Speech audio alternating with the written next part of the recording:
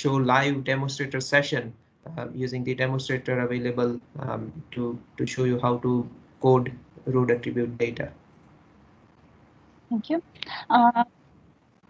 Далее слово передали господину Джигешу, и мистер Люк Роджерс отметил, что они вместе с господином Джигешем проводили очень много таких тренингов, но также они могут вести, проводили оценку дорожной инфраструктуры в разных странах, и поэтому вот сегодня вам проведут дополнительный вебинар. Госпожа Александра, которая является модератором обучения, она в данный момент находится в отпуске, и поэтому сегодняшний вебинар проведут Люк Роджерс и Джигеш Пафсар.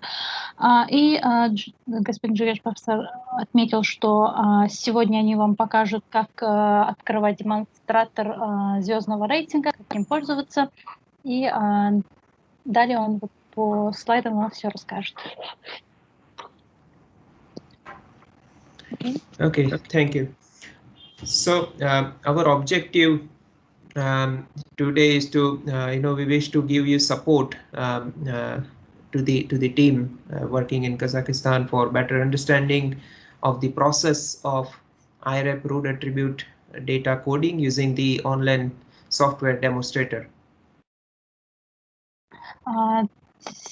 Цель сегодняшнего вебинара – это показать команде, которая сейчас на данный момент проходит обучение в Казахстане, показать процесс кодирования дорожных атрибутов, используя звездный демонстратор, и, соответственно, успешно закончить ваши задания по курсу «Основы звездного рейтинга».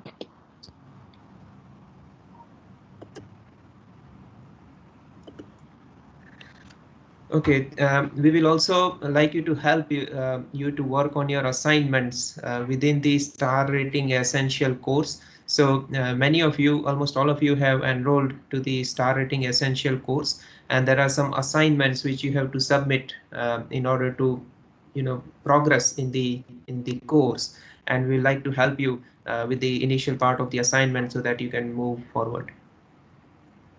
Как было сказано, многие из вас уже подключились, зарегистрировались на этом обучении, и, как вы знаете, после каждого задания после каждого курса вам необходимо выполнить определенные задания.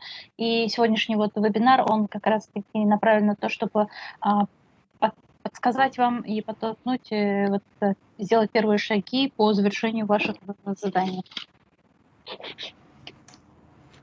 So we are going to discuss these topics today. So first one is the giving brief overview of the star rating essential webinar series and its assignments.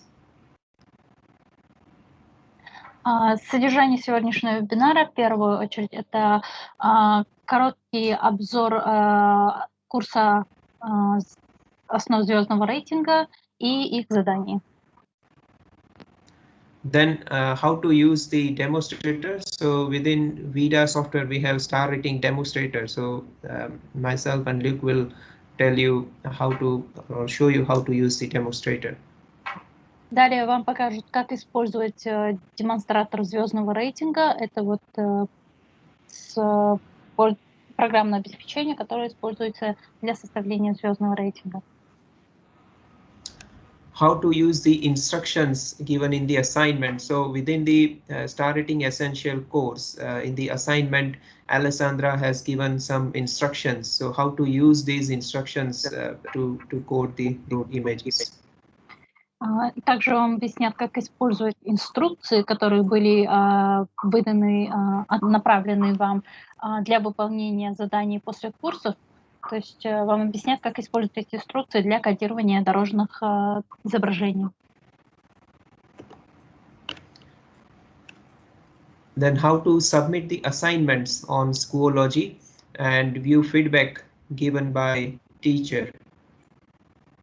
И вам объяснят также, как вам нужно будет сдавать ваши задания на сайте Schoology и как можно будет далее посмотреть обратный отзыв, обратную связь от вашего преподавателя. Then how to save coding of multiple road images using demonstrator. So within one of the assignment, you are given 10 different road images.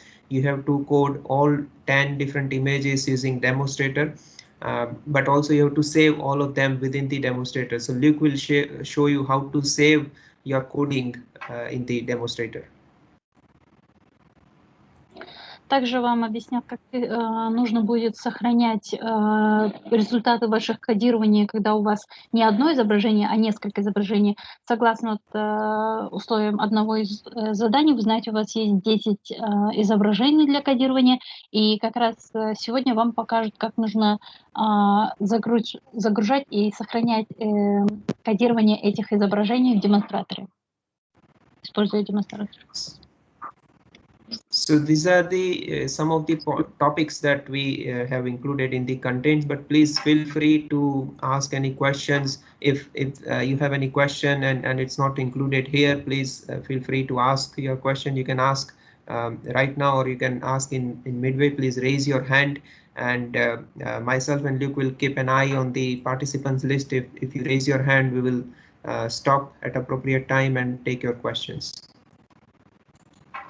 Ну и, конечно, вы можете всегда в любой момент задавать вопросы, и вам будут отвечать. То есть если вам что-то непонятно, либо у вас есть какие-то дополнительные вопросы, либо что-то вот не до конца ясно, вы можете нажать на кнопочку «Поднять руку», задать свой вопрос. Можете хоть сейчас, либо во время самого вебинара и в конце вебинара, соответственно, вы можете задавать свои вопросы, и они вам ответят. Okay, so moving on to next slide. So this is the Star Rating Essential webinar series. So it has got 5 modules, and each module has a video tutorial, some reading materials, and an assignment for each of the modules. So when you submit the assignment, then you have to pass the test, and then after you can move to next module. So it's like progress. You first finish one module, pass the test in the assignment, and then move to next module. So first module is introduction to iRAP. So it talks about the global road safety and the safe system. So very basic background of iRAP and star rating. The next module is on road survey. It tells us how to plan and perform iRAP road surveys. Как вы знаете, основы звездного рейтинга состоят из 5 модулей. Каждый модуль состоит из видеоматериала, также материалов для чтения и задания после прохождения теоретической части. Модуль 1 — это введение в iRAP. Он рассказывает, что такое глобальная дорожная безопасность и рассказывает о безопасной системе. То есть он дает базовую основную информацию, то есть общую информацию, что такое iRAP. Второй модуль — это дорожные съемки, то есть рассказывает вам, как запланировать и как проводить дорожные съемки iRAP. Okay, module 3 is about road attribute data coding. So it tells about how to code the road attribute data, how to plan and perform this activity. So it's a teamwork. So you'll have to have a team of coders with some training, and then do data coding. There will be a supervisor who can check your quality of the data coding. And then you'll be sending that data to us for in the real project for quality assurance and so on. So all these processes explained within this module. Третий модуль — это кодирование дорожных атрибутов. То есть в этом модуле вам рассказывают, как запланировать и как проводить кодирование дорожных атрибутов iRAP. Это командная работа, то есть у вас должна быть обученная команда, которая будет проводить эту работу, и, соответственно, командой будет руководить супервайзер, так называемый, то есть руководитель или начальник, который будет проверять качество работы. Ну и соответственно, во время реального проекта вы проводите кодирование, проверяете качество работы и в конце обязательно идет контроль качества еще раз. Ну и вот третий модуль как раз-таки рассказывает вам весь процесс кодирования дорожных атрибутов. Okay, now the fourth and fifth module, they teaches us how to use the iRAP online software Vida to process data and generate star ratings and safer road investment plan. И модуль 4 и 5, они посвящены программному обеспечению вида, рассказывают, как вы можете использовать данное онлайн-приложение, как с помощью видео вы можете сделать звездный рейтинг и создать инвестиционный план по безопасности дорог.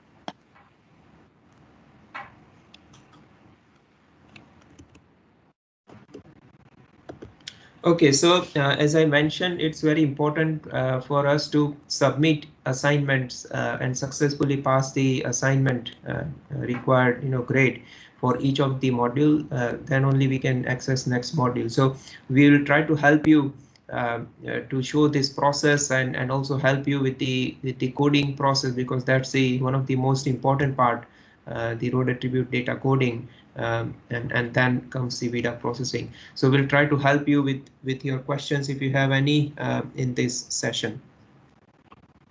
Еще раз напоминаем, что очень важно сдавать все задания, поскольку если вы не сдадите одно задание, вы не сможете пройти к следующему курсу. Как вы понимаете, проходите курс, сдаете задание, и после этого вам открывается второй курс. Вот как раз на сегодняшнем вебинаре вам помогут, подскажут, покажут, как это все сделать. И, конечно, сделают упор на кодирование, поскольку это является одной из самых важнейших частей работы при оценке iRAP. И вот покажут и расскажут вам весь процесс. Если у вас будут вопросы, конечно, задавайте.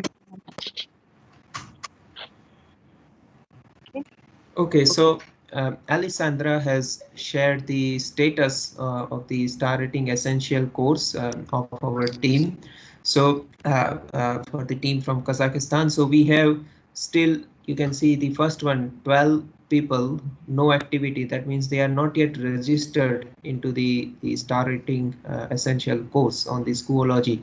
So please register yourself, get into the Schoology course and start viewing the videos and doing the assignments one by one. We have 3 people who has submitted assignment 1, 6 people who has finished assignment 2, 5 people assignment 3. So that's very good progress, and actually 2 of them who have completed all the assignments. So that's really great progress. There is just one person who is yet to register. The first one, they are registered but not started any activity. Okay. На экране вы видите статистику всех обучающихся. Первый столбец – это те, кто уже зарегистрировались, то есть у нас есть 12 человек, которые зарегистрировались, но пока даже не начали курс. То есть этим 12 человек нужно будет начинать курс, просматривать видео, делать задания и так далее. 3 человека уже завершили задание 1. 6 человек сдали задание 2, и 5 человек прошли и сдали задание 3. 2 человек у нас уже завершили весь курс полностью, и 1 участник до сих пор не зарегистрирован в Schoology для прохождения этого курса. Okay, so now going to the demonstrator. So I have listed the steps, about 9 steps here, how to use the demonstrator. In the next slides, I'll show these steps one by one in the form of slides, and then Luke will take you to the live demonstrator session. So first thing, you need to log into Vida. If you haven't registered yet, you need to sign up for Vida. That's the step number 1. Далее сейчас вам расскажут, как использовать демонстратор звездного рейтинга. Сейчас покажут сначала в слайдах, как это все будет, то есть поэтапно, пошагово, как это все сделать. И далее вам на экране покажут, как это делается на самом сайте. То есть первый шаг, который вы должны сделать, это зарегистрироваться на сайте вида, если вы еще этого не сделали. Second is to click on the demonstrator tab on the dashboard. Второй этап — это кликнуть на вкладку «Демонстратор» на панели вкладок на сайте. Then enter all road attribute data looking at the road image which is given as part of your assignment. Далее в демонстраторе вы вводите все дорожные атрибуты, данные дорожных атрибутов, просматривая дорожные изображения, которые были вам выданы во время задания. Step 4 is to enter all supporting data like speed limit, 85th percentile operating speed, traffic volume, pedestrian and bicycle peak hour flow as given in the instructions. Далее вы вводите дополнительные данные, например, это может быть ограничение скорости, либо рабочая скорость 85-го перцентиля, данные о потоке движения, то есть потоке трафика, либо данные могут быть также относиться к час-пику пешеходов и велосипедистов. То есть согласно вашей инструкции, которые были выданы в качестве части задания, вы вводите все данные. Step 5 is to record the star rating score and the star ratings in the given form. So in the assignment, you are given a blank form. You'll have to note down your star ratings in that form. Далее вам нужно будет записать очки либо баллы звездного рейтинга и сами звездные рейтинги в предоставленной форме, которые были вам направлены вместе с заданием. Step number 6 is to identify 3 safety countermeasures that you think it would improve or it would help to improve star ratings for the given road image. Далее вам нужно будет определить 3 контрмеры, которые, по вашему мнению, могли бы улучшить звездные рейтинги данного участка. Write down these countermeasures in the given form. Запишите вот все эти 3 контрмеры в форме, которые были выданы. And then apply those countermeasures in the demonstrator. So change those road attributes.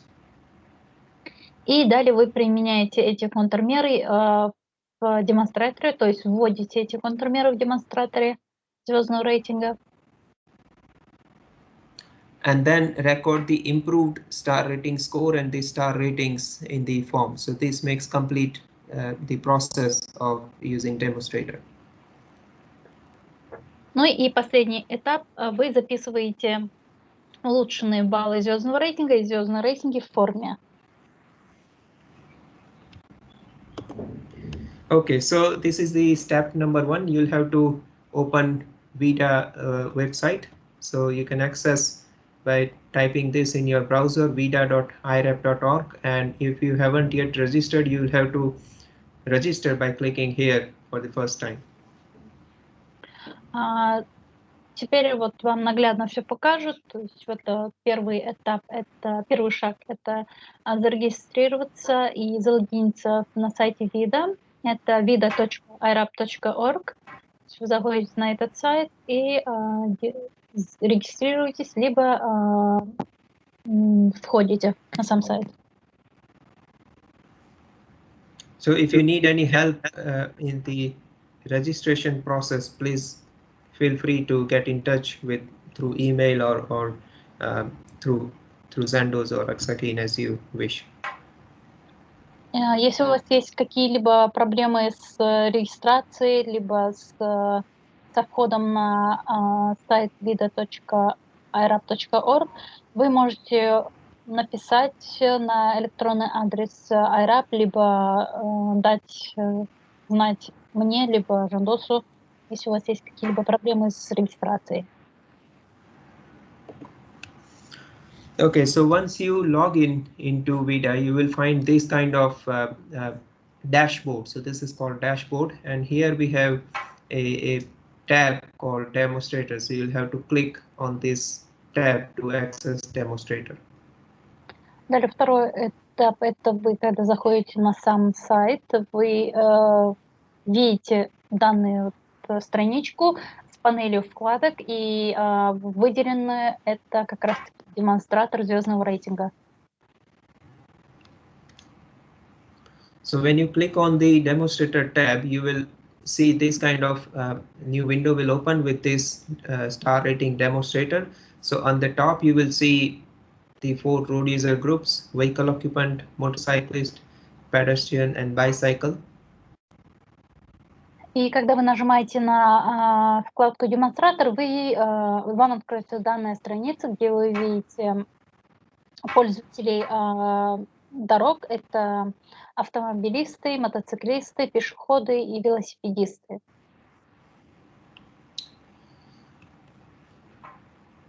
And from the assignment given to you, you will have to open the road image. So there is a link for the road image given in the assignment. Click on that link and you can open this image in another browser or another window.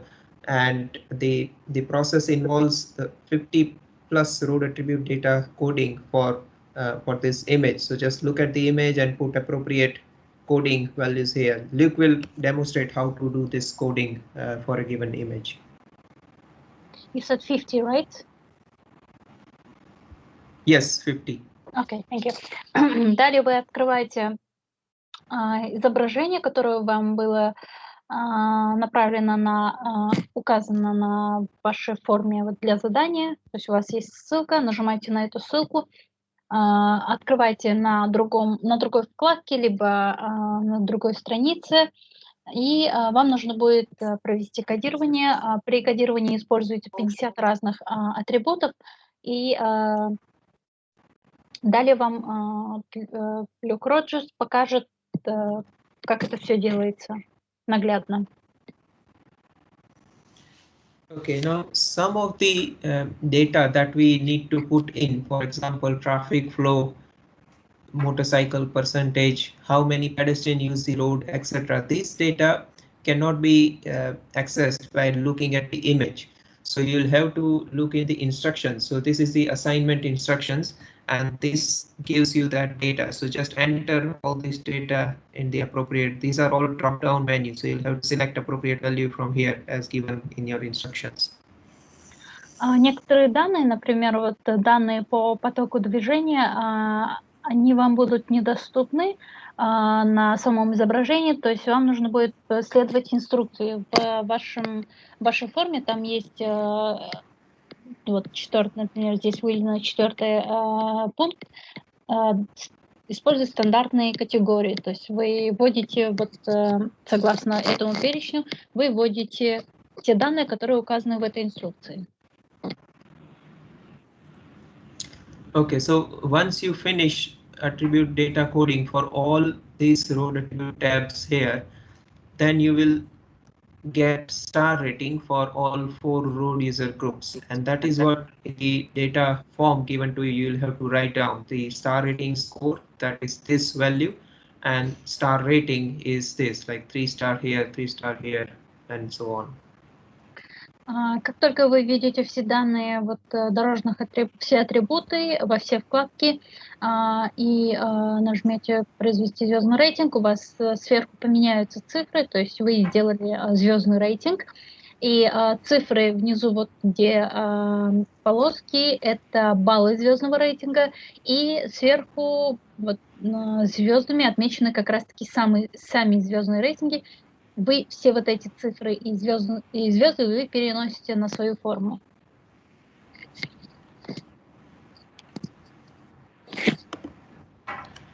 Next step, you will have to think about improving safety. So for example, in this case, I have 3-star rating for vehicle occupants and 3-star rating for motorcyclists. So 3-star or better is good, it's safer. But 1 and 2-star shows high risk. So here in this case, we have pedestrian and bicyclists at high risk of being involved in a road crash. So I'll think about improving safety for them. So maybe we can try to provide a new crossing facility. So here in this tab, pedestrian crossing facility, you will have so many options and you can select an appropriate option. Think if on that road, if you have to provide a new facility, what type of crossing facility you would provide. Далее вам нужно будет предложить 3 контрмеры, которые могут улучшить звездный рейтинг, как вы видите. Звездный рейтинг для автомобилистов и мотоциклистов 3 звезды, а для пешеходов и велосипедистов 1 и 2 звезды, соответственно. И, как вы знаете, 3 и выше звезд — это хороший результат, но 1 и 2 звезды означает высокий риск для пешеходов и велосипедистов. То есть вы можете вот открыть вкладку для пользователей, уязвимых пользователей дорог и указать, например, вы можете предложить, скажем, новый пешеходный переход. И когда вы открываете вкладку «Пешеходный переход», у вас выпадает меню, где у вас есть очень много выбора для опции, какой пешеходный переход вы можете предложить именно на данном участке. Это будет считаться как улучшение. И вот таких вам нужно будет сделать 3 улучшения, предложить 3 контрмеры. So write down name of the exact countermeasure as written here. So for example, I am providing a new crossing facility for pedestrian, and type of that facility as mentioned here, unsignalized mark crossing with refuge. So it's just marking on like zebra marking on the road with a central refuge island. I'm also going to provide footpath for pedestrians. So new footpath for pedestrian, and within the footpath type, Luke will show you details. So there are non-physical separation of 0 to 1 meter. So that means footpath which is adjacent to road on both the left and right hand side. And also I will provide new facility for bicycle, so on road lane. So from here, facility for bicycle, you'll have to select that appropriate type of countermeasure. Например, в данном случае он предлагает сделать 3 улучшения, то есть предлагает 3 контрмеры. Это сделать новый пешеходный переход для нерегулируемый пешеходный переход с островком безопасности и с дорожными знаками. Второе, он предлагает сделать новый путь для пешеходов, то есть новую дорожку для пешеходов без физического барьера с 2 сторон, получается. И третье контрмера — это новое улучшение для велосипедистов, выделить для них дорожку, но получается сделать дорожку на самой дороге, на основной дорожной полосе. И вот все контрмеры вы, в принципе, можете найти на вот демонстраторе. И нужно будет именно указать ту формулировку, которая указана в демонстраторе. Вам нужно будет это все переписать. Гульмира, Акжаркен, это вы, да, переводите? Да. Акжаркен, вот по ходу можно вопросы задавать сразу? So we have one question. Да, задавайте. Вот что значит последнее третье предложение? Значит, для велосипедистов дорожка, она должна быть симметричная с 2 сторон по направлению движения, или одна только с одной стороны, с правой, или может с левой? So he's asking about this bicycle road, bicycle lane that you offered. Like it should be one side lane, or it can be on both sides. Yeah, that's a good question. So what it does on a road like this in the given image, I'll just show this image. Okay, so here we see this is a undivided road. It's just single carriageway. And here, when we think about facility for bicycles, usually we'll have bicyclists on both sides going in this direction and coming in this direction. So we provide bicycle lane on both sides, one for this side and one for this side. Okay.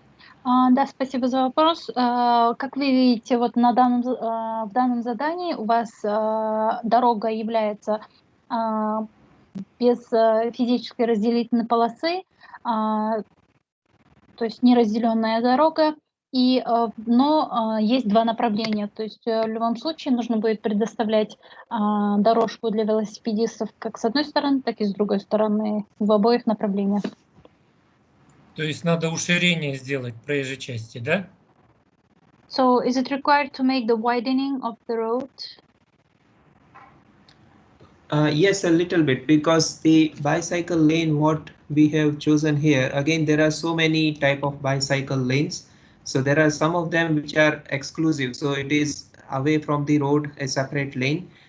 But here it says on road lane. So what it means, the road remains same. So this is the road, and here we are marking a lane. Now if this is a narrow lane like 3 or 3.5 meter, and we can't make another bicycle lane here, so we'll have to use this space to provide bicycle lane. So that becomes the on-road bicycle lane. Да, требуется небольшое уширение полосы, и, как вы видите, дорога достаточно широкая, 3,5 метра, как он сказал, и можно будет выделить небольшую полосу, разделить ее дорожными разметками и взять немножко вот из обочины часть и сделать велосипедную дорожку. Еще один вопрос касаемо первого предложения. Установить пешеходный переход. Как мы видим, здесь у нас сельская местность. В каком месте пешеходный переход-то должен быть? И ради чего? Если это сельская местность, это не город же, не городские условия. So he says that as per the image, this is the rural road, and you offered as the first option to make the pedestrian facility. Like, is it required to make that because this is the rural road, and it might be not necessary? Yeah, so that's a good question, because you know what happens. This using demonstrator is just a tool which shows us if we provide some facility, then what will be the star rating. Now in a real project, what happens, we do star rating, and it also prepares safer road investment plan.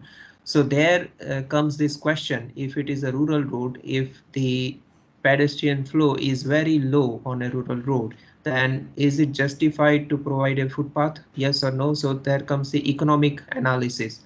So when we process data in VIDA, it does this economic analysis, and it may not be economically viable to construct footpath for very low volume of pedestrian, or if there is no pedestrian going to use it.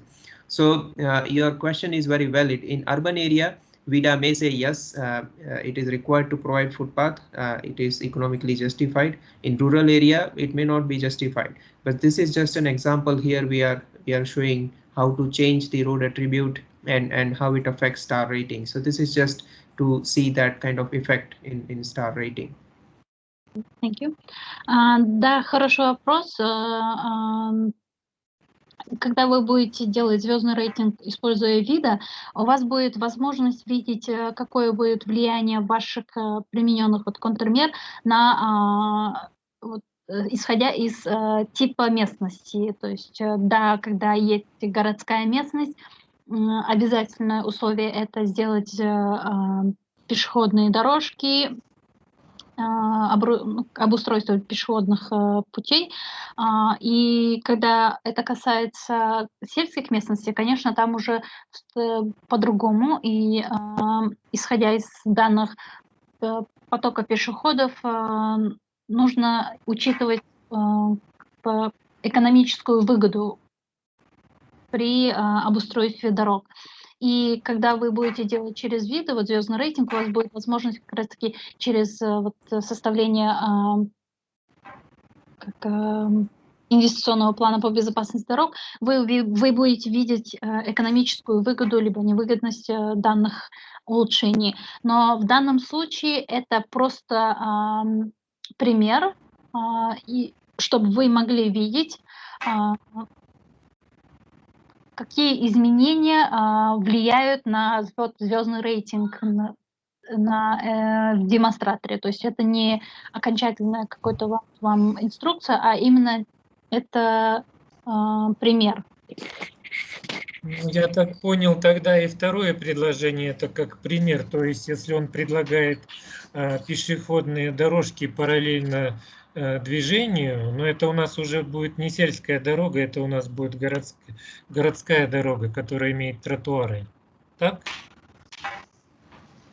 So, and the second example you give in your countermeasure is just an example, right? Because if you are giving the footpath, it should be like an urban road, not the rural one, right? Yeah, it's just an example. So the road images which Luke is going to show is an urban area, and there we have sidewalk and some more facilities for pedestrian and bicyclist. But this looks like rural area, both sides it's open land.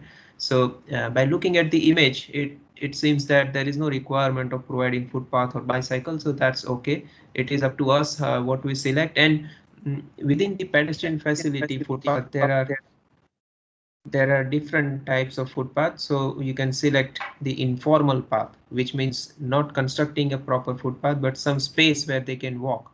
So that may fit well with the rural environment. Да, вы правы, это просто примеры для того, чтобы вам показать работу демонстратора.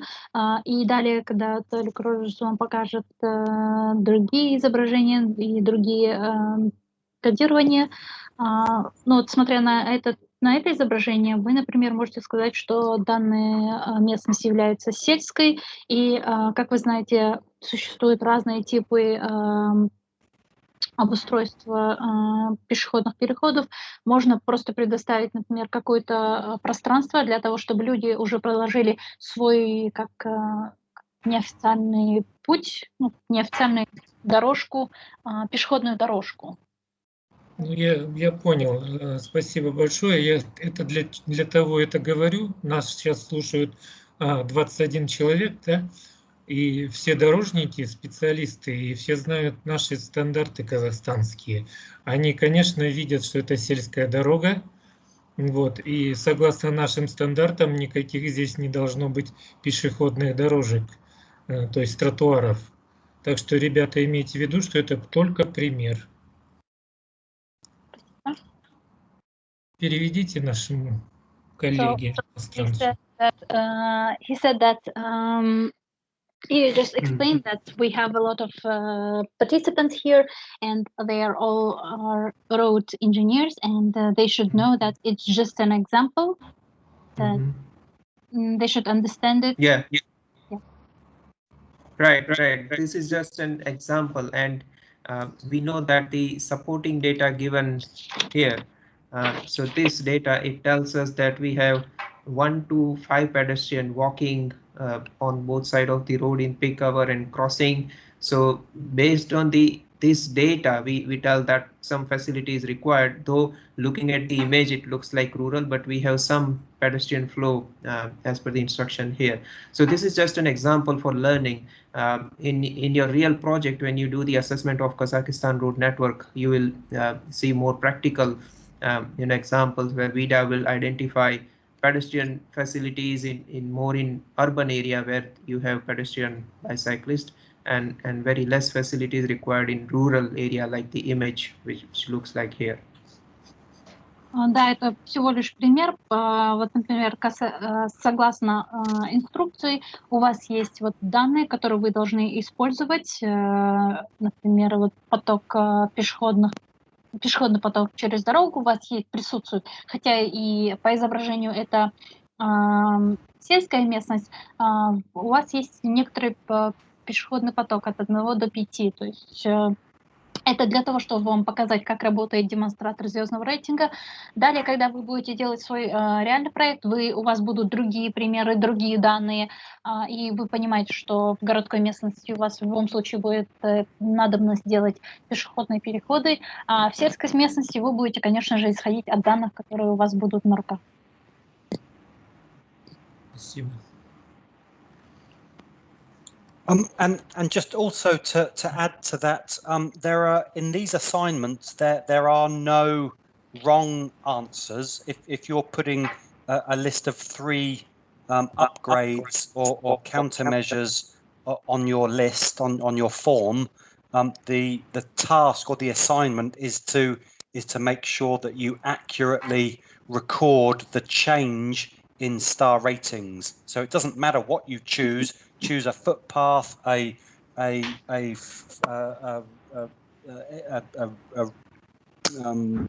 sort of crossing. You could choose street lighting. You could choose anything you want of 3 items, but you have to make sure that the change in star rating score and star ratings is captured. So that's the exercise here, is to understand that by changing road attributes or changing the road design, we change the risk of death and serious injury. So what people choose, you can choose whatever you like from the drop-down menus, but what you have to do is record accurately that change in risk. Thank you. И Кродж отметил, что в данном задании у вас нет неправильных ответов. Для вас основным заданием является именно применить улучшения, предложить контрмеры и записать изменения. То есть увидеть и в точности записать все изменения. Вы можете выбрать любую контрмеру, любое улучшение, но главное, чтобы их было 3, и чтобы вы записали все изменения при применении этих контрмер. Вот для чего было сделано это задание? Для чего было сделано это задание? То есть, когда вы применяете в дорожный проект какие-либо улучшения, и вы можете выбрать любое улучшение, что угодно, не только касается пешеходов, вы можете выбрать, например, уличное освещение, либо что-либо другое, что вам нравится, но главное применить и записать в точности все изменения баллов звездного рейтинга и звездного рейтинга.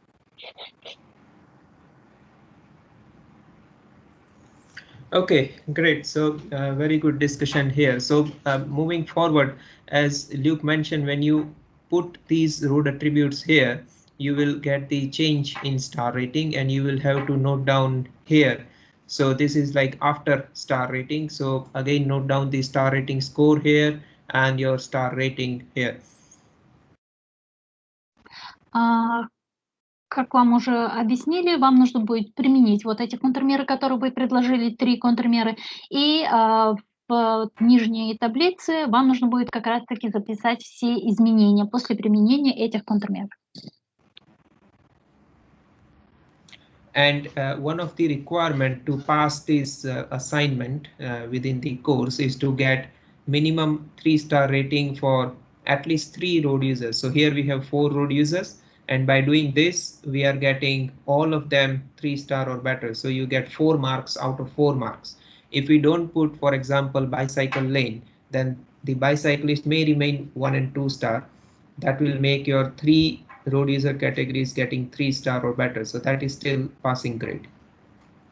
И еще один момент, когда вы делаете данное задание, нужно учитывать, что для того, чтобы пройти это задание, вам нужно предложить улучшение таким образом, чтобы 3 из 4 категорий были 3 звезды и выше. Как вы видите на экране, в данном задании все пользователи дорог получили категорию 3 звезды и выше. Но если у вас, например, вы не предложите какие-либо улучшения для велосипедистов, скажем, и в данном случае останется 1 или 2 звезды для велосипедистов, но при этом у вас будут 3 звезды и выше для автомобилистов, мотоциклистов и пешеходов, задание считается пройденным. Okay, so this was your first assignment within the Star Rating Essential course, where you have to code the given road image, fill up this form. So you'll have to, you may like to write down, take a printout of the blank form, write down with pen, and then scan and upload.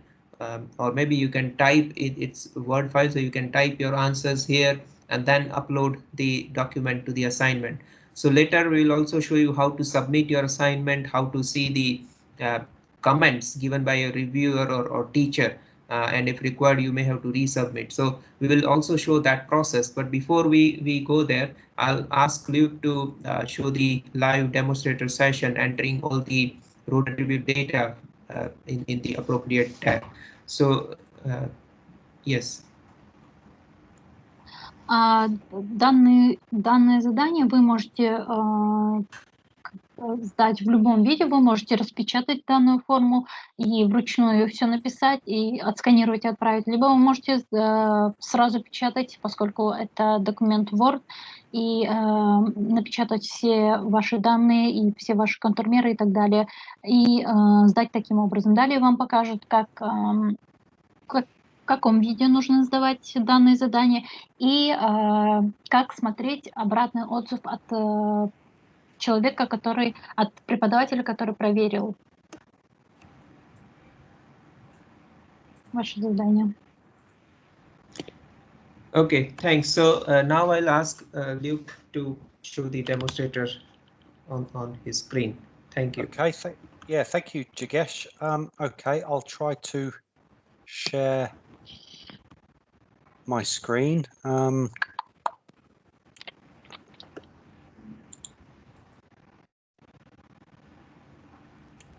just finding it difficult to. It's there at the bottom. Look, near the microphone button. No, it's a different setup now on my.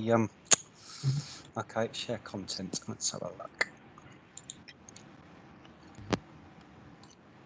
Can you see? Can you see Vida? Yes. Yes. Okay. So this is. I just want to show everybody just a practical example of how we can use the demonstrator. This is my home page when I log on to vida.irap.org, and some other people's screens may be a little bit different looking, but this is the button that we need to use, the demonstrator. Сейчас Люк Роджерс вам покажет на практическом примере, как использовать демонстрацию звездного рейтинга. То, что вы видите на экране, это главная страница вида. И на панели файлов вы видите демонстратор. Вам нужно будет нажать на эту кнопку, и вам откроется звездный рейтинг демонстратора. Демонстратор звездного рейтинга. Okay, so what I'll do is just show how to use the demonstrator to code a 100-meter segment, and also how to save that road section, because what you'll need to do in your assignments is save up to 10 coding images and then create a coding file. So I'll show everybody how to do that now. Сейчас он покажет вам, как использовать демонстратор звездного рейтинга на примере 100-метрового участка и как сохранить далее файл кодирования. Согласно заданиям, вы должны кодировать и сохранить до 10 изображений, и как раз-таки сейчас он все покажет. Okay?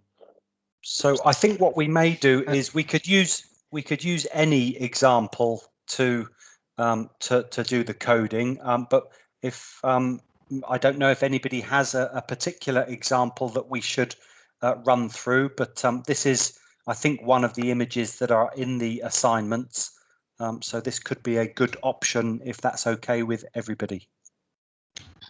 Luke, Azakin, please translate, and then I'll add some more information. Okay, thank you. по его мнению, мы можем использовать любое изображение для того, чтобы показать вам, как в качестве примера, как кодировать изображение. Но если у вас есть какое-то конкретное изображение, которое вы хотели бы посмотреть, вы можете предложить. Но он считает, что, в принципе, можно использовать любое изображение, которое используется в заданиях. So what I have shown in the slides, that was for the assignment 1. So there are 5 modules, and in the first module, the assignment 1 gives you one road image, and use the demonstrator, code the image, and fill up the given form and submit that form. So that was assignment 1. То, что он вот показал до этого, это изображение, которое использовалось в первом задании и первого модуля. То есть, чтобы вы имели в виду. Yeah, so what we're doing here is looking at module 3, as I understand. Yeah, okay. Exactly. So you'll have to use the demonstrator to basically learn how to code for 10 different images, and this is one we're going to have a look at now. В данном случае мы рассматриваем одно из изображений третьего модуля, где вам нужно кодировать 10 изображений. Вот на вашем экране одно из 10 изображений. Okay, so what we'll do. Jigesh, did you want to say something there? No. No, I'm okay. Yeah. Okay. So what we'll do, because it's a little bit difficult for me to show the 2 different screens at the same time, I will just explain. Me and Jigesh will explain some of the attributes here that we will code, and then we can move back onto the demonstrator to record those objects. So what we'll do, I think, is just spend 5 minutes or so just to discuss the coding options of this road. Поскольку нет возможности показывать вам сразу разделить экран на 2, показать вам и демонстратор, и само изображение, они предлагают вам сначала вот показать само изображение, обсудить кодируемые атрибуты и после перейти в демонстратор и сделать кодирование.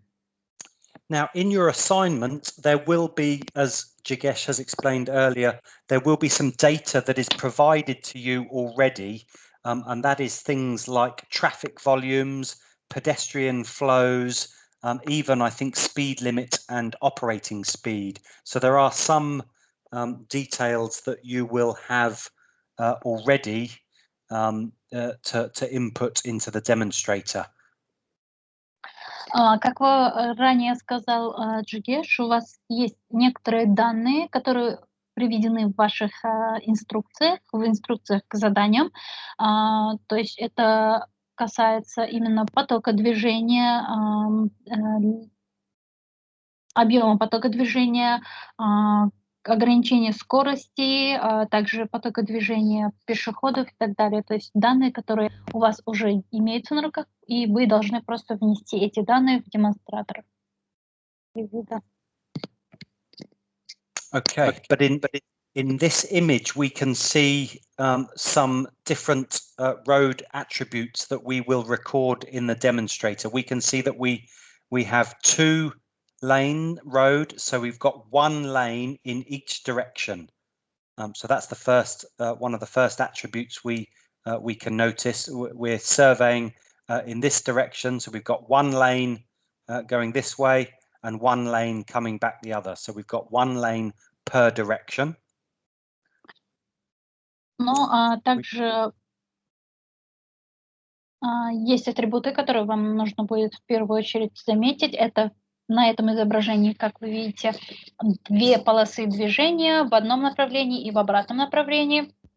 То есть, когда, например, идет реальная съемка, и вы вот едете в этом направлении, вы делаете съемку в этом направлении и съемку в обратном направлении. То есть первое, что вы замечаете на этом изображении, первый атрибут – это количество полос, 2 полосы движения.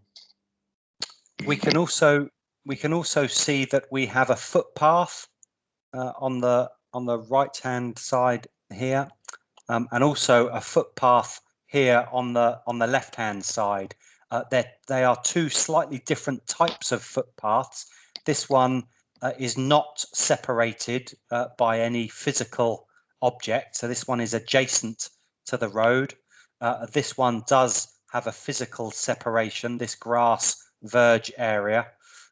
So we do have footpaths, but we would code them differently. We would record them as two different footpaths, and the coding manual will tell us how to do that. И второе, что вы видите, это пешеходные дорожки с правой стороны и с левой стороны дорожки. Но, как вы видите, это абсолютно разные типы пешеходных дорожек. С правой стороны вы видите неразделенную физическим барьером, либо физически неразделенную дорожку. То есть это пешеходная дорожка прилегает к основной дорожной полосе проезжей части.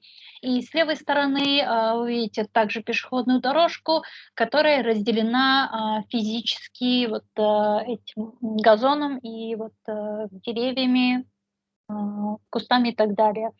То есть у нас есть две пешеходные дорожки, которые мы будем кодировать слегка по-разному. We can see that our road is undivided, and we don't have any physical median. We have a dotted line in the middle of the road, so that's another two attributes. We can also see that there is no paved shoulder on either side of the road, and we can also start to see some roadside objects that we would want to record. So we need to measure the distance or estimate the distance, and also record the dangerous or risky roadside objects. Далее мы замечаем, что данная дорога является неразделенной, то есть нет физического барьера между двумя направлениями, есть разметка посередине дороги. И, как вы видите, у этой дороги нет асфальтированной обочины ни с одной из сторон. И далее ваш взгляд переходит к придорожной части. Здесь присутствуют придорожные объекты.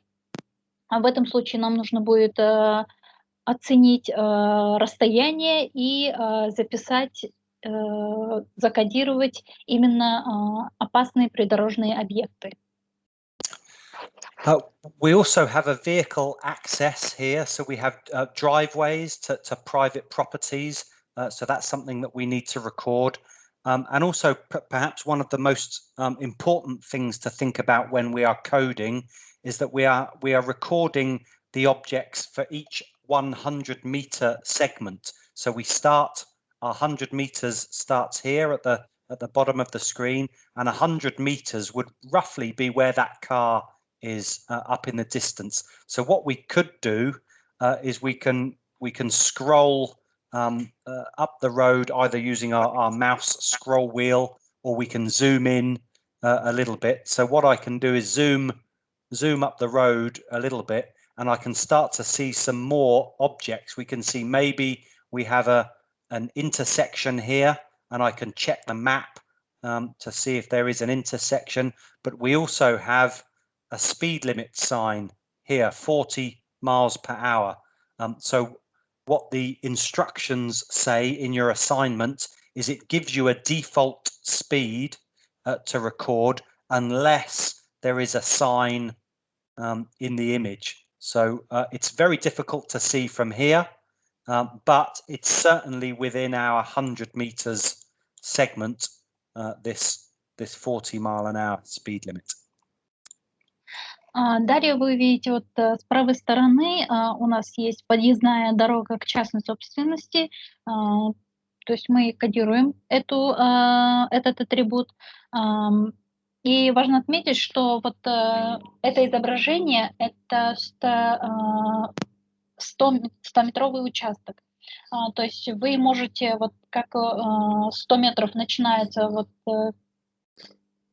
с нижней вот линии самого изображения, и в самом конце будет вот конец 100-метрового участка. Вы можете, в принципе, либо вот мышкой пройтись по этому участку, чтобы увидеть далее этот участок, либо увеличить это изображение. И когда вы видели, когда он увеличивал в прошлый раз, вы видели ограничение скорости. То есть у вас в инструкции написано, что вы ставите ограничение скорости по умолчанию, если у вас нет ограничения скорости от официально указанной. В данном случае у вас есть, например, 40 миль в час, и, соответственно, вы меняете ограничение скорости, которое указано по умолчанию, на 40 миль в час. Okay. Jigesh, is there any other road attributes you would like to point out now before we, I think, just go and go into the demonstrator and record some of these objects? Вопросов куча сейчас будет. Вопросов куча будет. Правильно. Задавайте. Если разрешите мне вот такой вопрос, вот по изображению, да, как можно узнать даже, что достигли 100 метров? Потому что вот я вот открывал, и там дальше идешь, ну, видимо, нет конца этого рисунка, получается, картинки. So he's asking how we will identify 100-meter.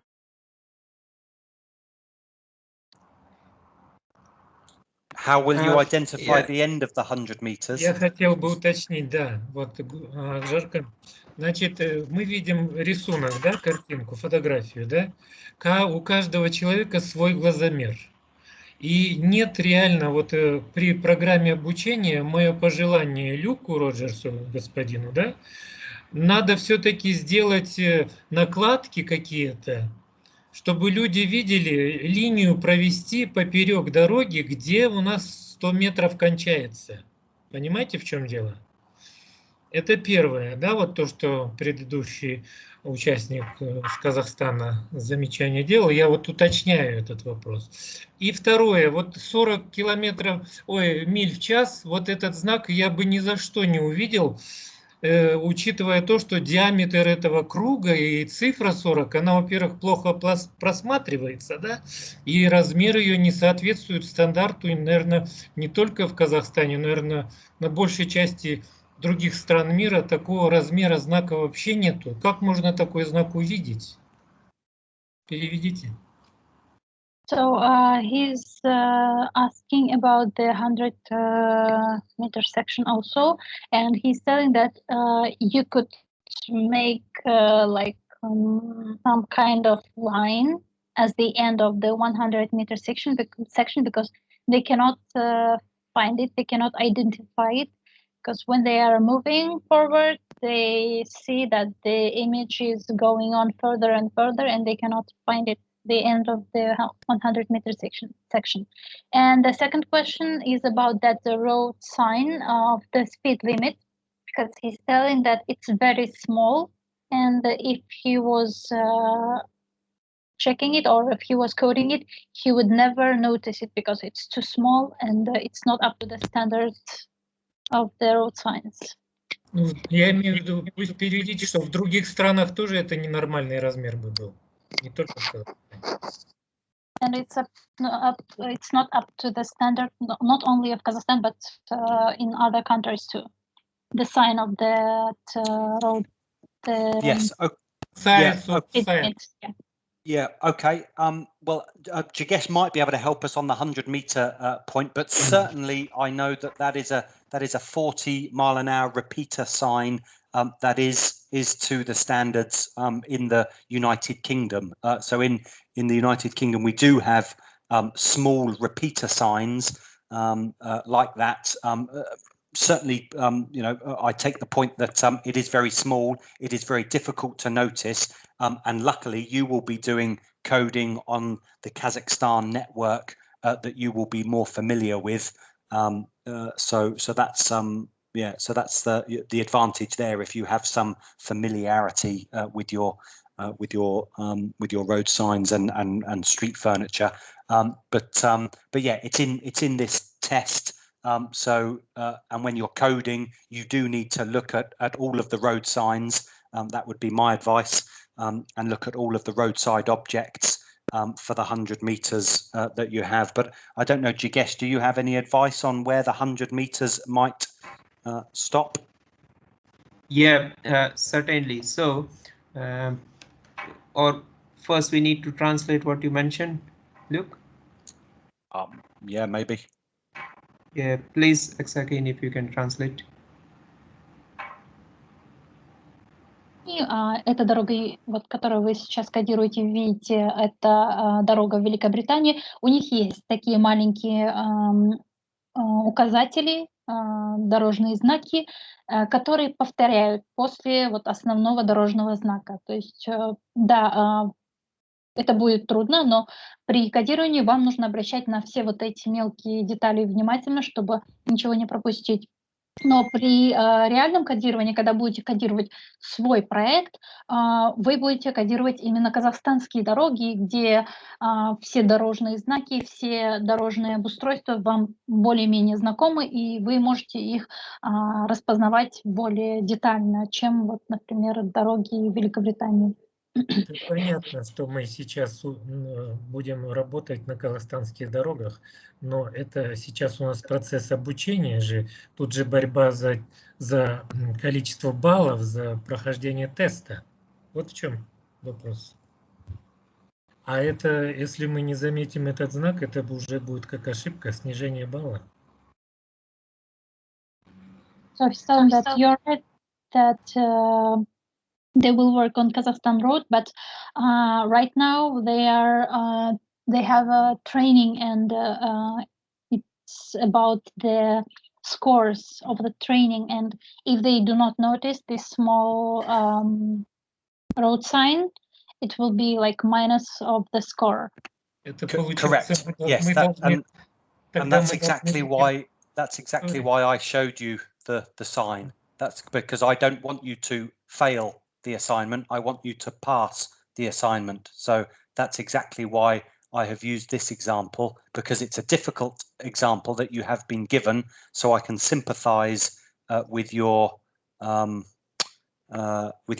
frustrations that the sign is very small and it's very difficult to code, but that is the job of a coder. So if you are doing the assignment or wanting to become an accredited coder, those are the things that we have to notice and we have to record.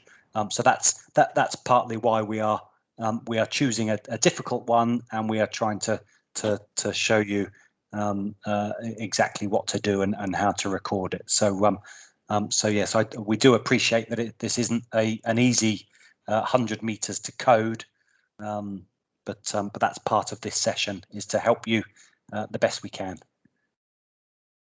Да, я понимаю, он понимает, что ваше беспокойство, но это и есть работа кодировщика. То есть вот поэтому он вам показал этот знак, чтобы показать, что есть такие мелкие детали на изображениях, чтобы вы обращали на это все внимание, поскольку это как раз-таки работа кодировщика, и для этого вам и выбрали вот такие не самые легкие дороги, чтобы вы могли это все принять во внимание, научиться и пройти аккредитацию. Он, конечно, да, понимает ваш вопрос и понимает ваше беспокойство, но это все сделано намеренно, чтобы вы понимали, насколько трудна работа кодировщика, и в будущем могли замечать такие мелкие детали при прохождении кодирования своего реального проекта. Жаркан, я извиняюсь, я пропустил, может, перевод или что. А что он сказал насчет вот этого глазомера, чтобы как определить 100-метровку нам? Он сказал? What about that нет, он еще не сказал. 100 meter section, like how to identify this 100 meter section. Okay, so it's a bit tricky to identify the 100 meter section, but the The way is to the 10 images which are given in the assignment are exactly on the same road at every 100-meter interval. So the first image is at 0 meter, the next image is at 100 meter, and so on. Но говорит, что вот 10 изображений, которые вам давали, они последовательны. То есть вот первое изображение начинается, скажем, на 0-м метре, и второе изображение начинается вот на 101-м метре и так далее. То есть вот каждое изображение это как раз и вот 100 метров участок 100 метров. И когда начинается второе изображение, вы видите уже начало второго участка 100-метрового. So, for example, if you want to see this is the second image, if you open the third image, then you will be somewhere here. From there, you can look back and try to identify some landmarks like intersections or something like that. So that will help you to position yourself like 100 meter points on this road.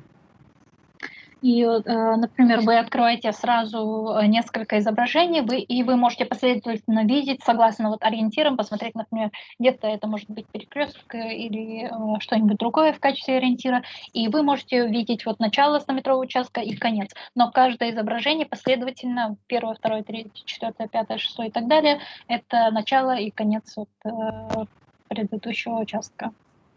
Начало — это конец предыдущего участка, получается. Спасибо. Thank you. Okay, great. Okay, excellent. Okay, so what we might do is now just go to the demonstrator and record some of these objects. So we've got a tree here within, is that just over a meter perhaps? Sometimes it's difficult to tell without measuring a measuring tool, but that may be something that you guys will have as part of your software when you get to do the real thing in Kazakhstan. But for now, what we'll do, I think, is we'll say that that's just over a meter, maybe 1.2 meters from the road edge, that tree, and the next object on this side is probably that lamp column there, which is quite possibly about the same distance, just over a meter. So that's what we'll record. And we'll try that in the demonstrator. Далее переходим тогда к кодированию в демонстраторе звездного рейтинга. Например, вот на этом изображении вы видите с левой стороны дерево. Здесь, в принципе, на изображении трудно, конечно, определить расстояние до этого препятствия либо объекта, но когда вы будете делать свой проект, у вас будет свое программное обеспечение, и обычно эти программные обеспечения предоставляют инструменты для измерения расстояния до объекта и так далее. Но в данном случае у нас этих инструментов нету, поэтому предположим, что здесь где-то примерно более 1 метра, скажем, 1,2 метра, 120 сантиметров до этого объекта. И далее с правой стороны вы видите фонарный столб, до него тоже примерно где-то 120 сантиметров. Сейчас будем делать кодирование.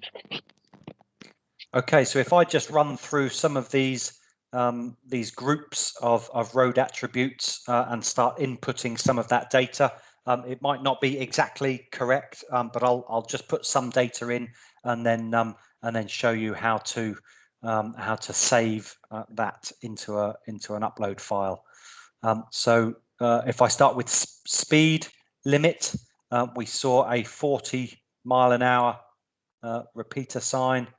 The speed. The operating speed in the assignment maybe is 80 kilometers an hour. We'd have to check. Differential speeds there is not present.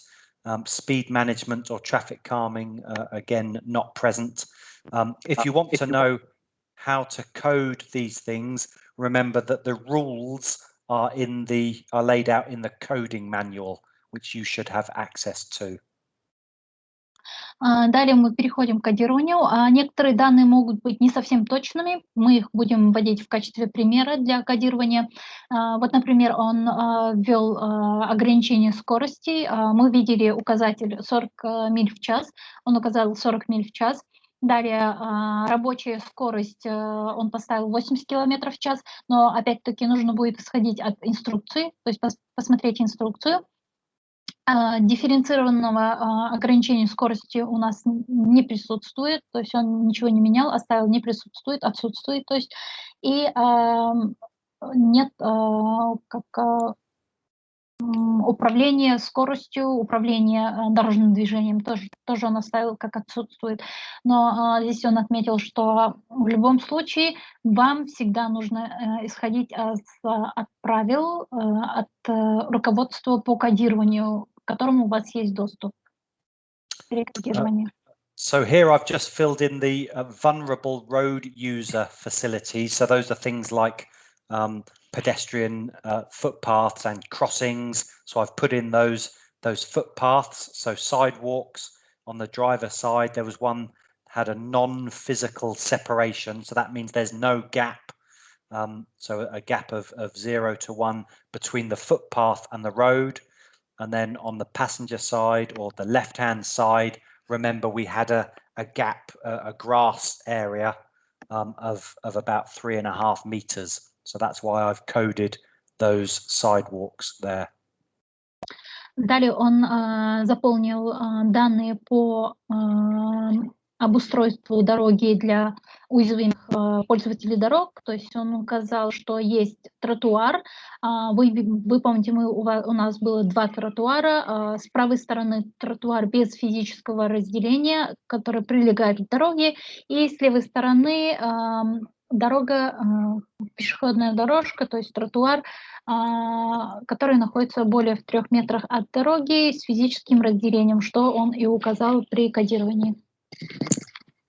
Then we have some attributes based on flow data. So that's the movement of either vehicles or people. And I think that we are given that data already in the assignments. So each one of your images will have the same flow data, which I believe are these values.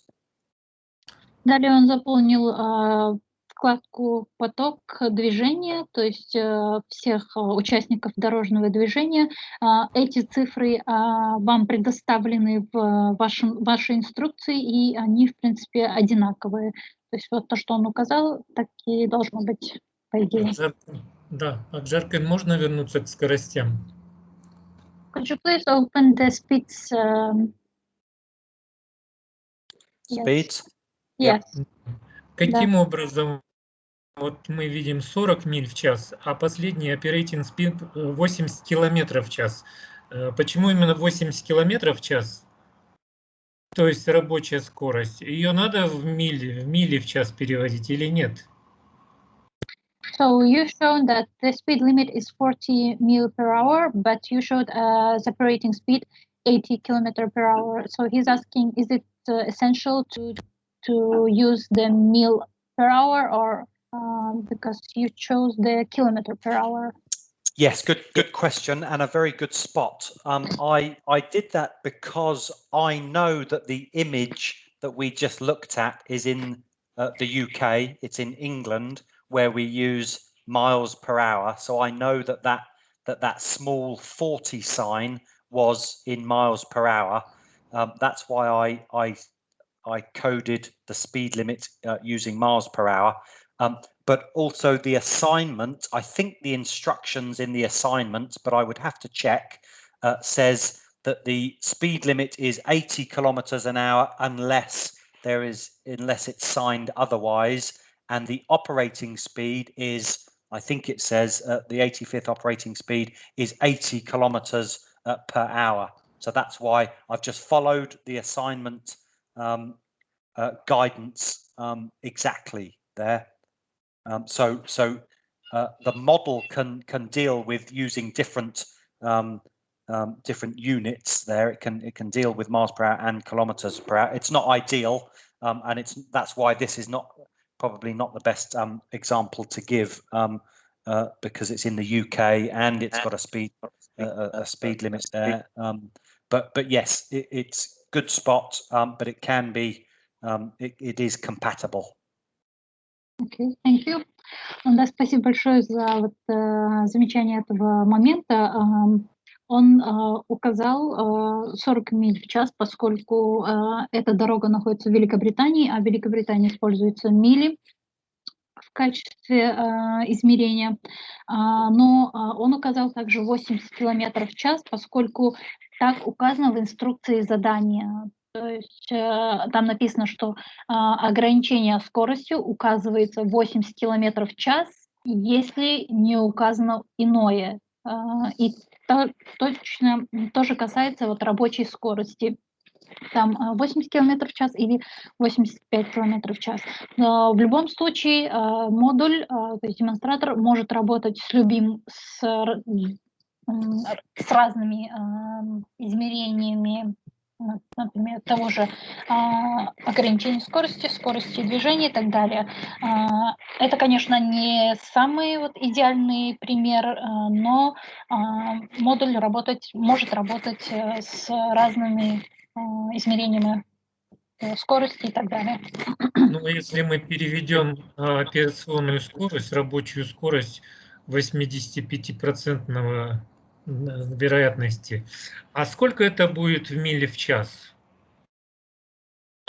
Вы имеете в виду вот 80 км в час? 80, это в миль в час, это если мы поставим.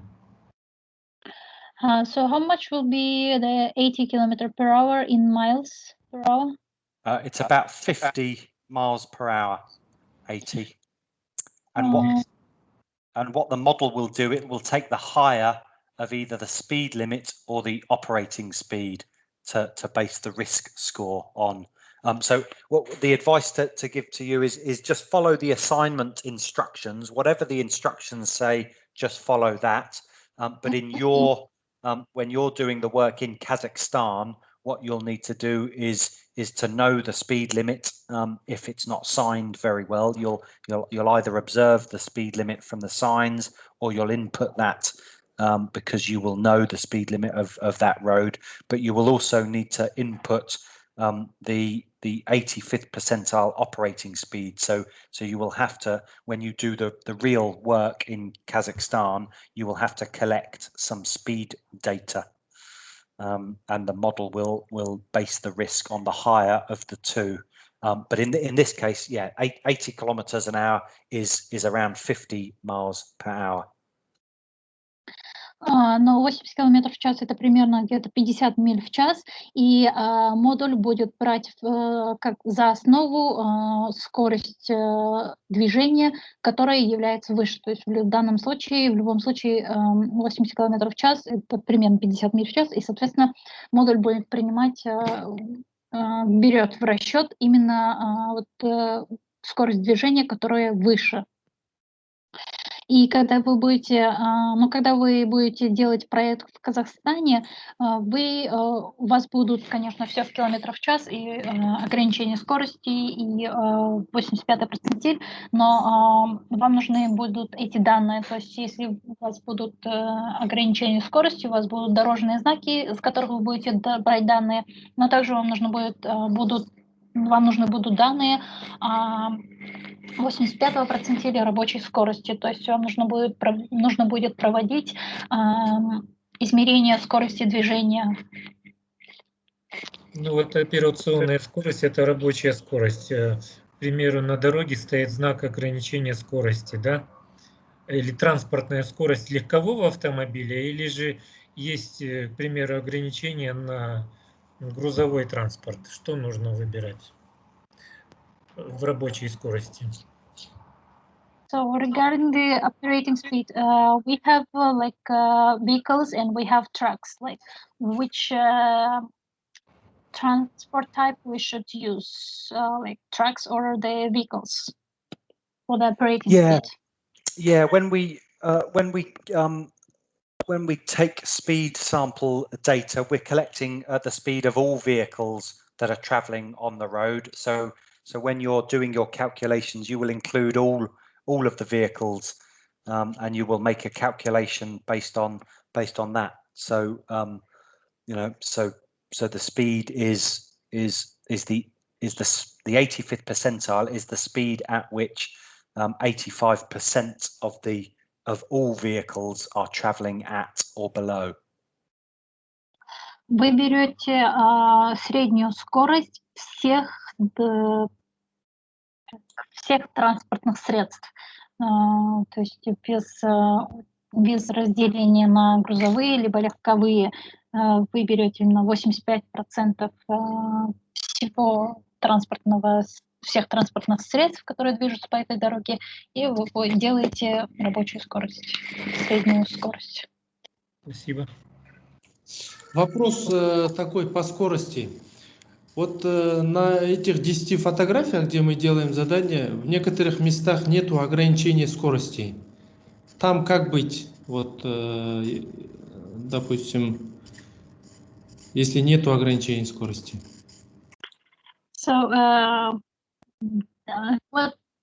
what do they have to do when they don't have the speed limit sign? So the assignment instructions, which I think are here, is this? Can you see my screen? I can't read the Russian because I'm not a good Russian speaker, but I think that sorry, maybe I'm having some connection problems. okay. Can you hear me now? Yes, Luke, I can hear you, and we can also see your screen, the Word document you have opened. Okay, excellent. Well, if Aksakin can hear me, what I am saying is that the instructions should be given to you in the assignment, and I believe that the instructions here tell you, as I say, I don't know exactly what it says in Russian, but I'm familiar with the English version, and it's saying, unless it's signed otherwise, to code 80 kilometers per hour, and that probably says 85th percentile speed as well. So it should give you your instructions there, should be clear. Но вот, в инструкции, например, указано, что вы можете использовать стандартные категории, то есть ограничение скорости и рабочая скорость 85-го процентиля 80 км в час, если не указано иное. Вот, Акжаркын, кстати, вопрос. Вот если у нас не было там бы знака, это 40 миль в час, да? Мы должны были, если бы этого знака круглого не было, да, на участке, мы должны были бы поставить тогда и 80, и 80, и там, да? So if we didn't have that 40 mil per hour sign, we would have used 80 and 80 kilometer per hour for both, right? In this case. Yes, if that's what the instructions here are saying, then yes. Да. Хорошо. Yeah, so you just follow the instructions of the assignment, which is, but I don't know whether the translation is accurate enough for you. Hopefully it is, but that's what it should say. Is that if there is no speed limit sign, then do this, which is here. Okay. And does that tell you what to do for speed limit and 85th percentile? But it doesn't say that you need to use unless. It just says that for following attributes you can use the standard categories. That's it. It doesn't say that you can use it if you don't have the sign. Okay. Well, then perhaps there is something lost in translation then, because the English version of the assignment says that. Okay, well that's good to know, because what we are marking you on, what we are evaluating you on, is perhaps something different than you're being asked to do here in this translation. So we must make sure that the translations are accurate for the assignment. Okay, So Luke, if I can if I can add the point number 3 in this, the instruction number 3 here, it mentions, I just translated using Google, and it says, unless otherwise noted, assume the road speed limit is 50 miles per hour. So that's what is mentioned in point number 3 here.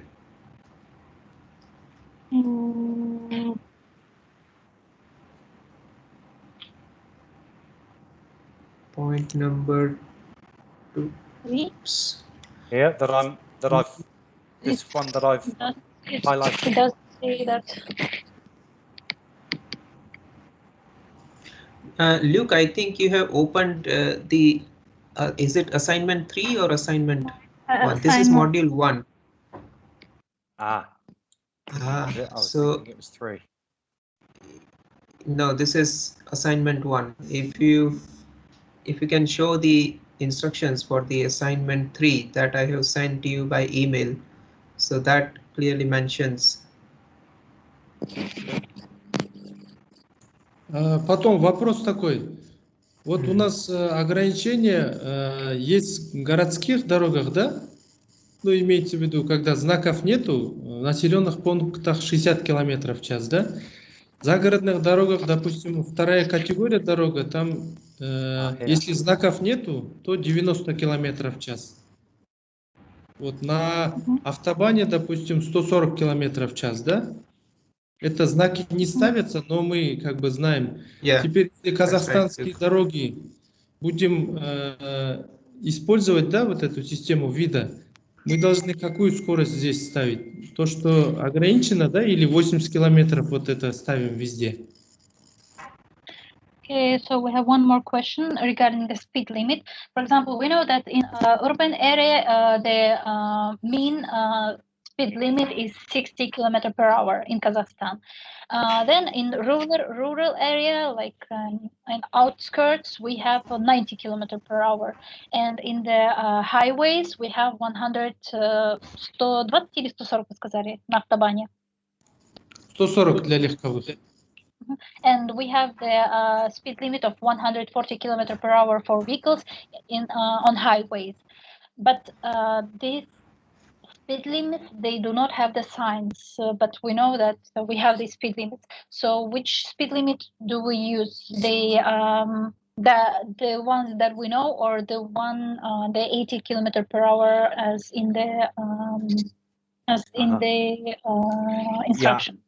Okay, so do not confuse the assignments with your actual project. These assignments are just for you to test and to practice. So whatever instructions are given in this assignment, it is simply to help you, because the images that you're seeing, this image here doesn't give you, you don't know the 85th percentile operating speed. You don't know the speed limit unless you've seen that sign.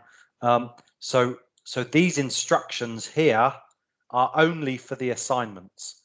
When you're doing the project in Kazakhstan, you will know this number here, the AADT, because you will collect that data. You will do a survey. You will know how many motorcyclists use your road because you will count how many motorcyclists use the road. You won't be given any of this data, and that's exactly the same with the speed limit. When you do your real project in Kazakhstan, you will use the real speed limit of your roads, not anything to do with passing the assignment. Okay. Does that make sense? Yeah, sure. Thank you. Он говорит, что вам не нужно путать вот эти задания с вашим проектом, который вы будете делать после прохождения этого курса. Вот эти все инструкции, они созданы только для этих заданий. То есть, когда вы будете делать свой проект, у вас будут реальные данные, то есть поток движения у вас будет не 8000, а вы их будете измерять, либо получать у какого-то из какого-то источника. И то же самое касается ограничения скорости. Вы будете использовать действительно используемое ограничение скорости в Казахстане, а не будете исходить из вот этих инструкций. Эти инструкции созданы только для этих заданий, для того, чтобы вы их прошли и узнали, как работать, и проверить свои знания, и попрактиковаться вот в кодировании. Тогда у меня вопрос. Помимо вот этого тестирования, экзамена, если мы переходим в реальные условия Казахстана, да, на дороге, мы должны каждые 100 метров, что ли, определять вот эту скорость, рабочую скорость, операционную скорость. То есть замерять скорость движения потока автомобилей, так? So if we are going to the real project, do we have to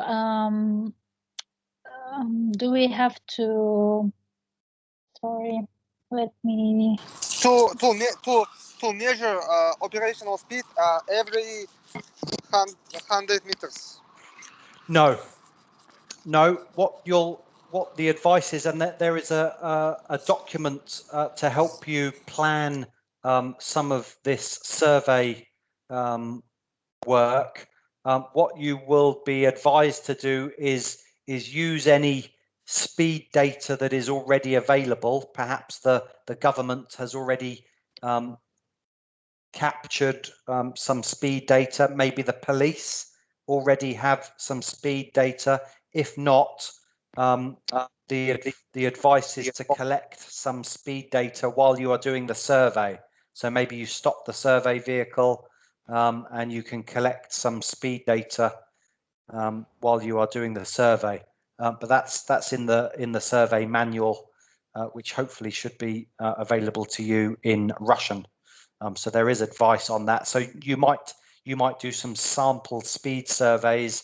Maybe you'll do 1 or 2 speed surveys in an urban area, 1 or 2 speed surveys in a rural high speed area, and then maybe some sort of in between in sort of semi urban areas, and then you can use that on your wider network. Нет, вам не нужно делать измерение скорости на каждые 100 метров, поскольку у вас уже есть данные из какого-либо источника, например, это может быть какое-то дорожное управление, полиция, у которых есть уже данные по ограничению скорости, по рабочей скорости и так далее. Если у вас нет этих данных, вам нужно будет, например, собрать эти данные, то есть вы можете остановить инспекционную машину и радаром либо каким-либо другим способом измерить определенное количество времени, измерить скорость движущихся транспортных средств и вывести рабочую скорость, например. Но опять-таки, конечно, у вас будут разные данные для разных типов местности, городской местности, сельской местности и так далее. А вот такая методика есть у наших коллег-иностранцев, чтобы они эту методику в Казахстан передали? Потому что существует очень много разных расчетов. Еще раз повторите, пожалуйста. Дело в том, что вот расчет вот этой скорости, да, и надо считать, понимаете, в чем дело? Он загруженный поток, свободный поток движения автомобилей, в час пик или в свободное время дня. То есть разные методики есть подсчета этой скорости. Вот. Не легче ли нам тогда уже взять методику, которая коллегами ВИДа и iRAP у них имеется? So she asked me about the methods of the measurement. So we have the flow. Like when we have high flow, we have low flow of the vehicles, etc. And so maybe we can use your methods of the measurement of the speed for different types of the flow. Я извиняюсь, можно, да, сразу добавлю вопрос? Просто понять не могу. Установленную скорость, ограничение скорости и средняя скорость, о которой мы хотим определить, это две разные вещи, да? Можете, пожалуйста, разъяснить? And there is one more question about the speed. So, установленная скорость, вы имеете в виду ограничение скорости?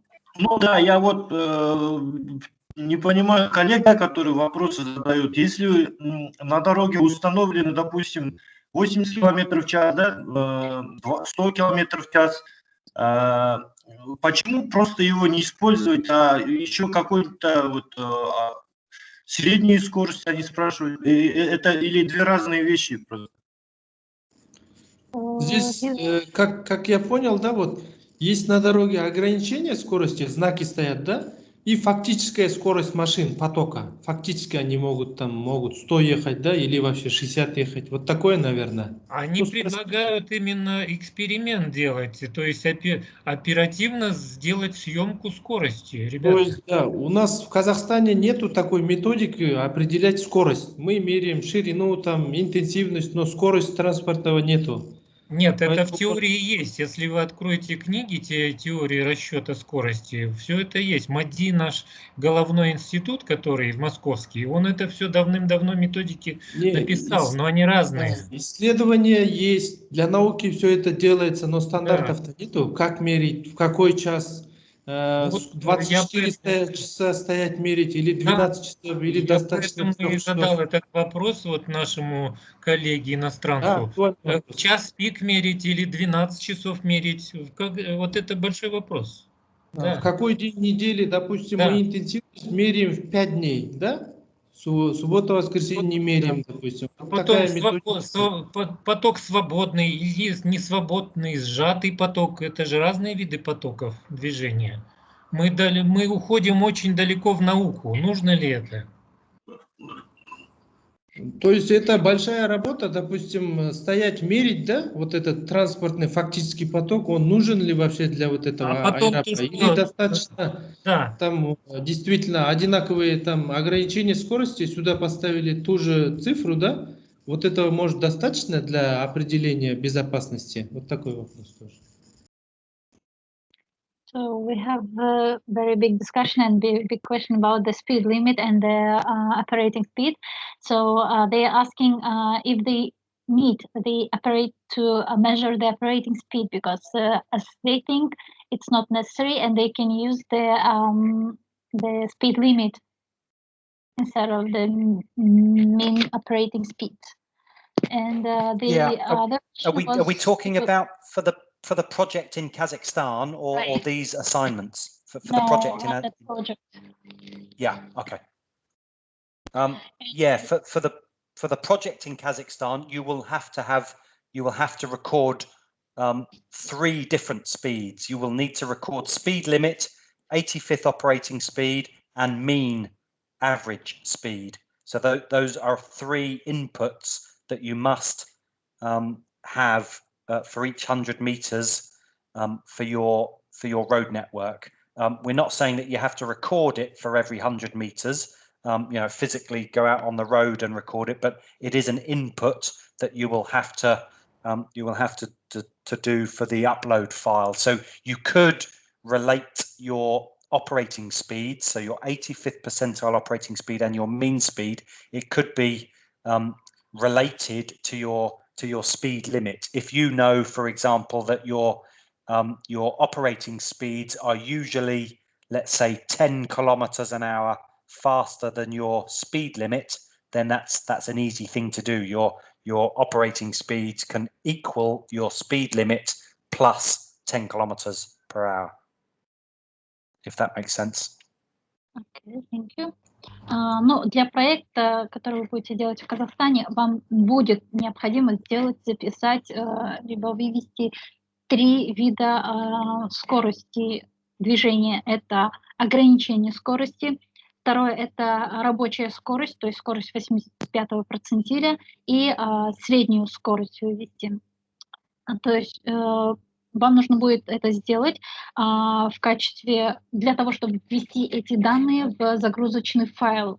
Например, если вы знаете, что у вас рабочая скорость на 10 километров выше, чем, скажем, ограничение скорости, в этом случае вам будет легче делать ваше кодирование, поскольку вы ставите вот в качестве рабочей скорости километр, там, скажем, на 10 километров выше, чем ограничение скорости.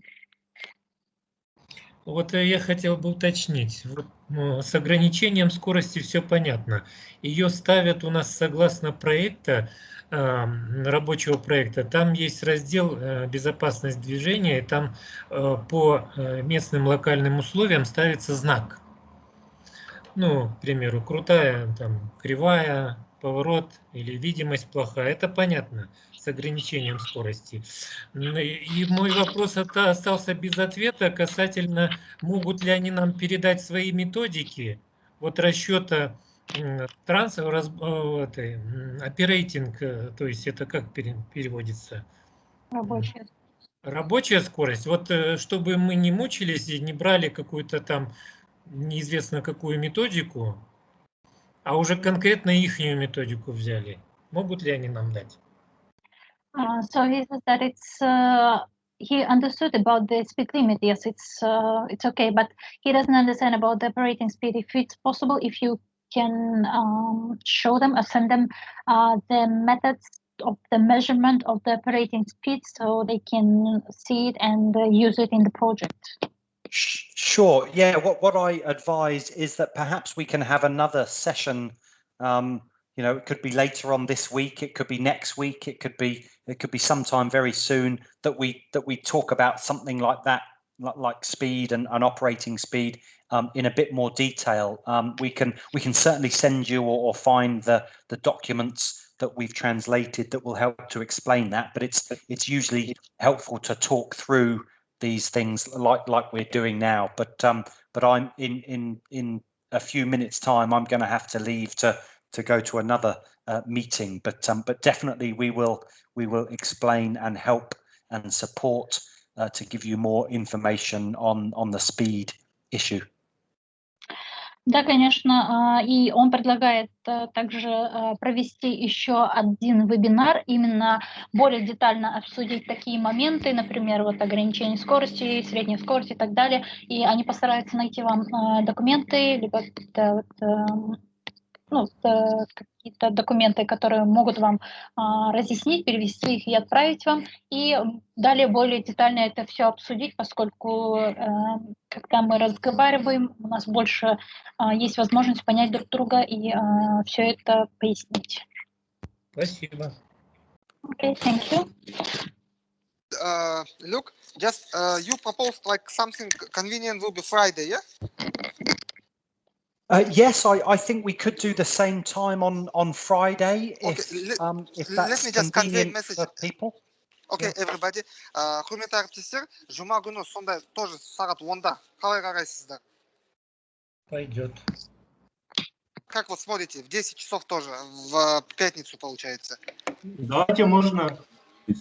Или есть другие предложения? Ну, надо будет согласовать. Можем сейчас не отвечать, но потом имейл просто написать, если надо ему уходить. Ага.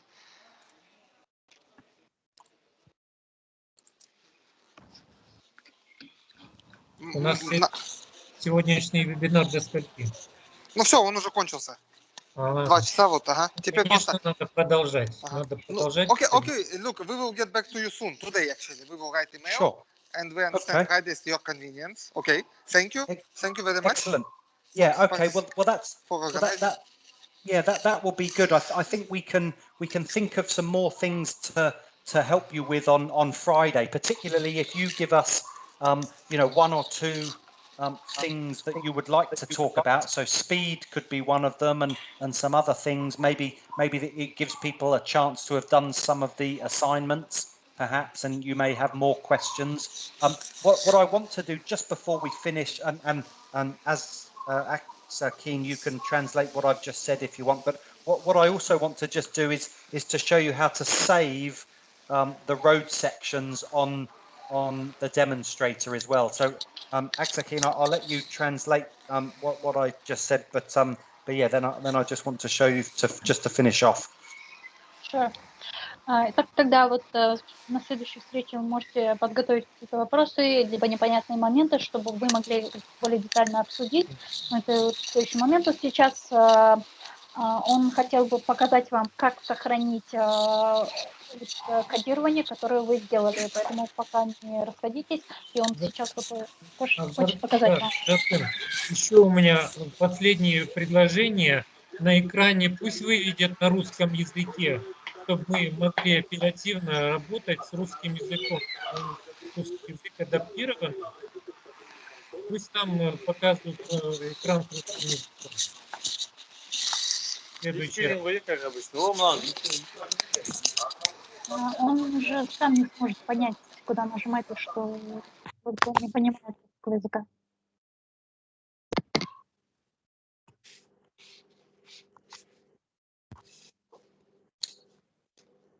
Okay, so yeah, the final thing I want to do in this session, if I may, is to just show you how to save if you're going to do 10 different coding files of for the assignments.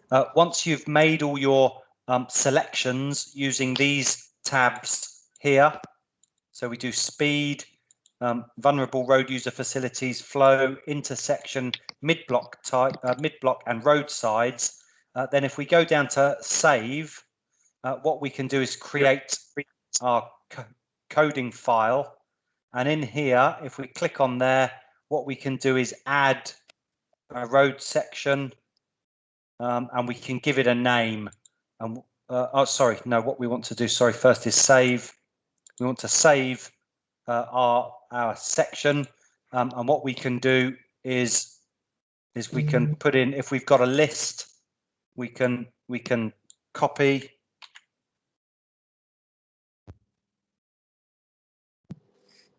and we can paste that in there, and we can say maybe assignment image 1. We could save, and what that's done is that's saved it into here. And once we've done that, then we maybe we take another image and we go through and do some more coding, and then we can save that again. Maybe we've done the next one. We can copy.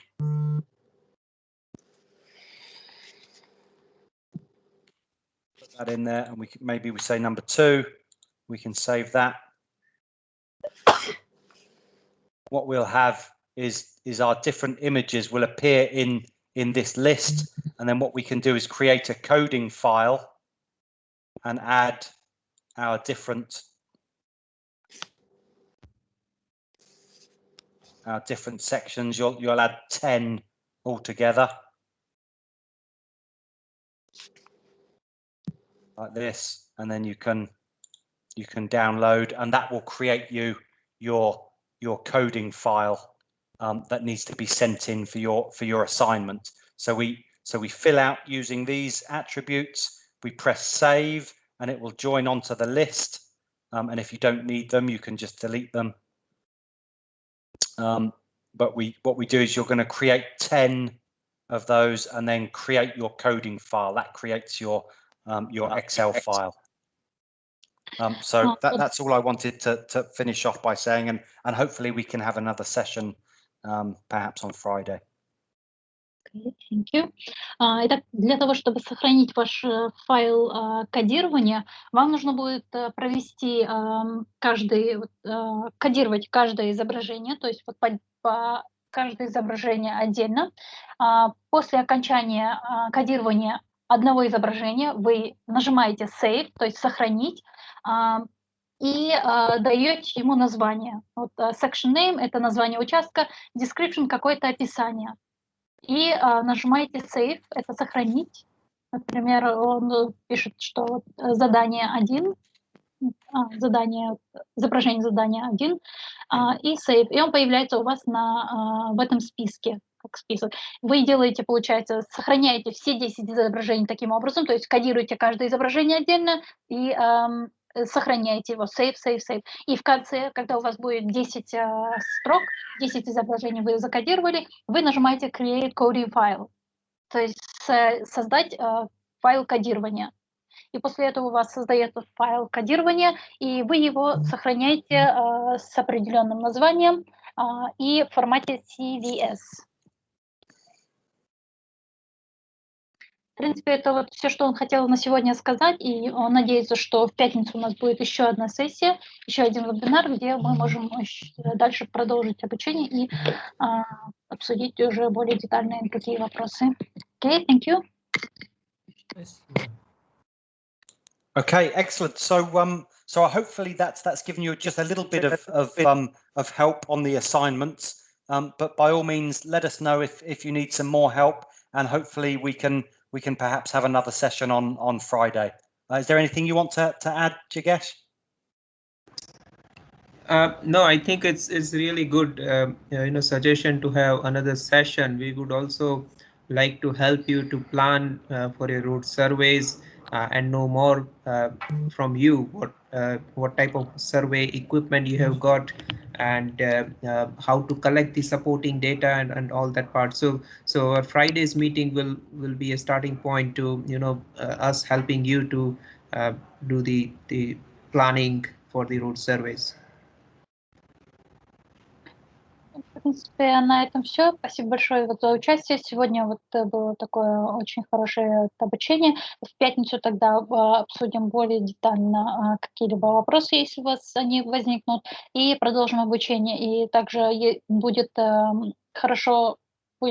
полезно узнать, какое программное обеспечение для дорожных съемок вы будете использовать, для того, чтобы, может быть, обсудить какие-то его особенности и помочь вам подсказать вам какие-то моменты для дорожных съемок в вашем проекте.